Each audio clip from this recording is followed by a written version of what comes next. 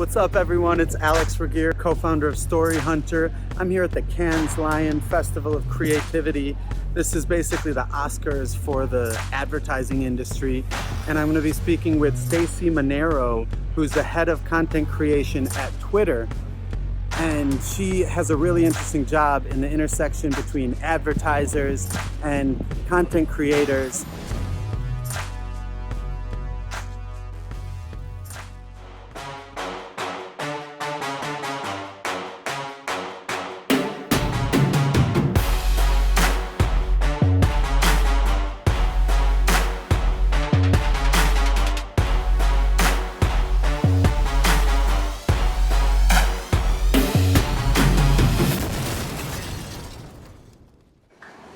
So maybe you could start by just telling us a little bit about your role at Twitter.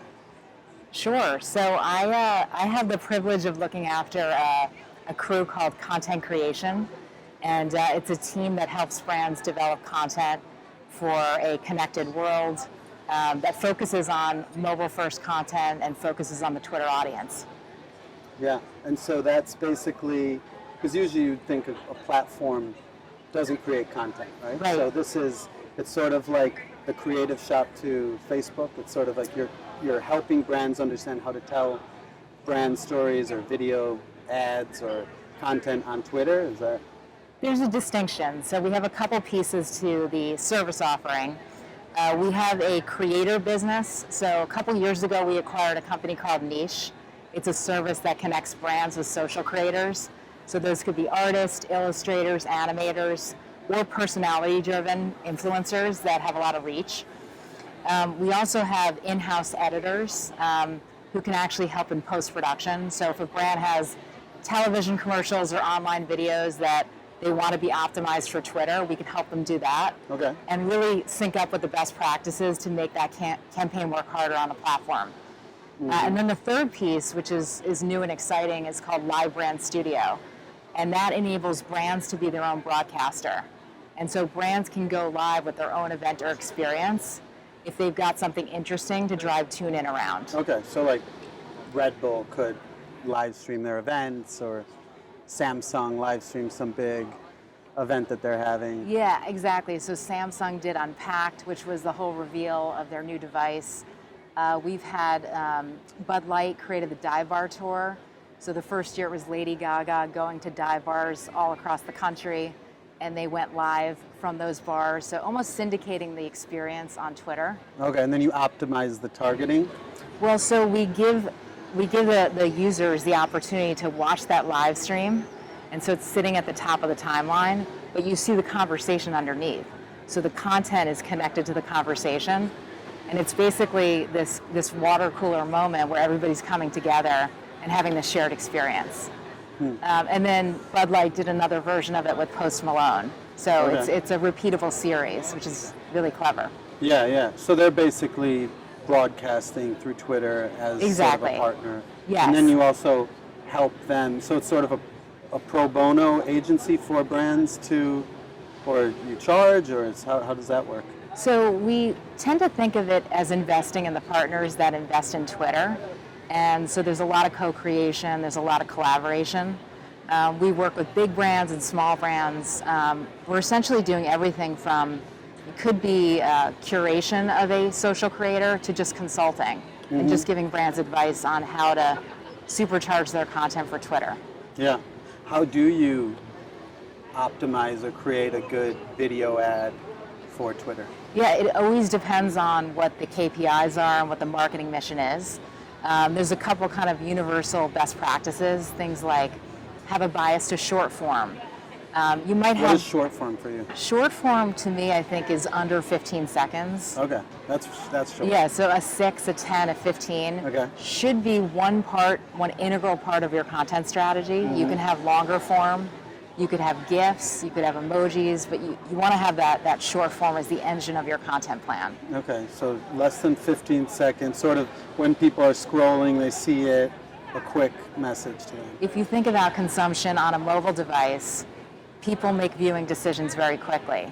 So you have to think about creating stopping power, slowing down that speed of the feed. And we used to talk about earning attention. I think that's kind of table stakes now. You have to go beyond that. And so we're trying to create more of an emotional connection and get people to stick with the story. But at a bare minimum, you need people to recognize your brand, take something away from it in a few moments, and drive some type of recall and resonance. Yeah. If anything's happening in the world, it's happening on Twitter. And so it's where the conversation starts, it's where culture is shaped, and it's also where the biggest news stories break every single day. Yeah, and live is a big part of that strategy, sort of to complement the time is of the essence. Oh yeah, absolutely. So I mean, the real-time nature of Twitter and the immediacy is a superpower. You'll see stories that are breaking on Twitter before they're covered in mainstream news. We saw that with Ferguson, almost 5 years ago. And how do you help brands and agencies that are so used to the old way?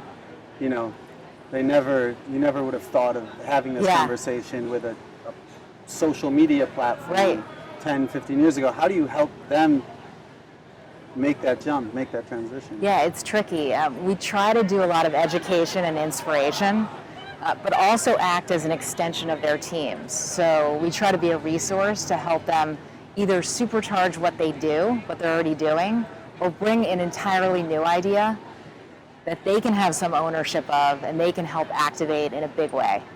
Looking back the past 18 months, what are kind of the do's and don'ts that you've seen for digital video? So there is a debate that's still raging over paid versus organic, and brands should not see them as mutually exclusive. They're totally interconnected.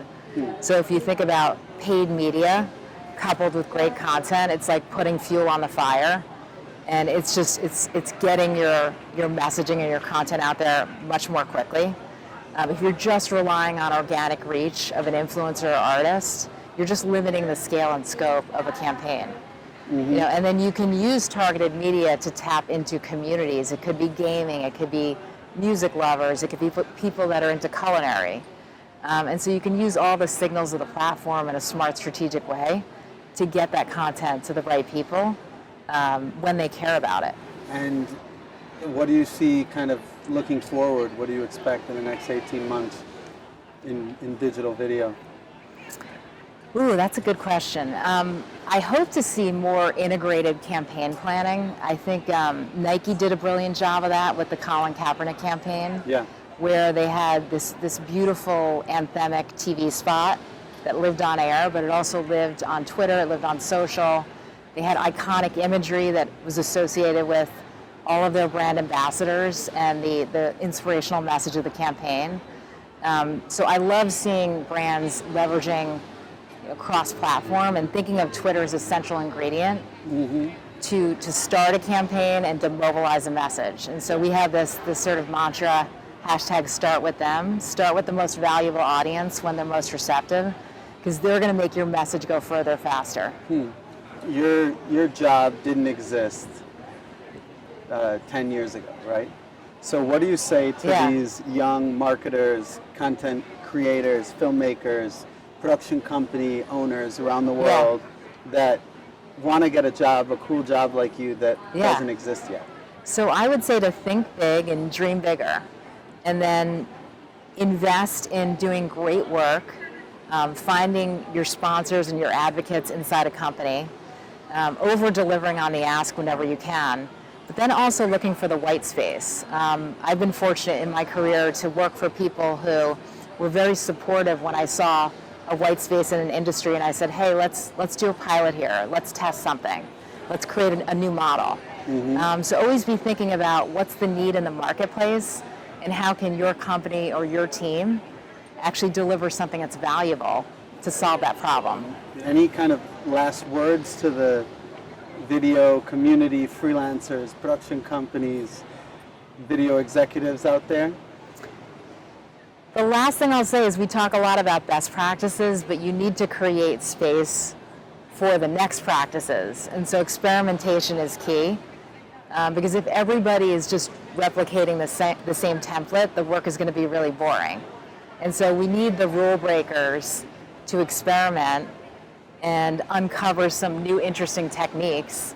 It could be in design, it could be in creative strategy, but that's going to push the industry forward and push creativity in a direction we all want to see.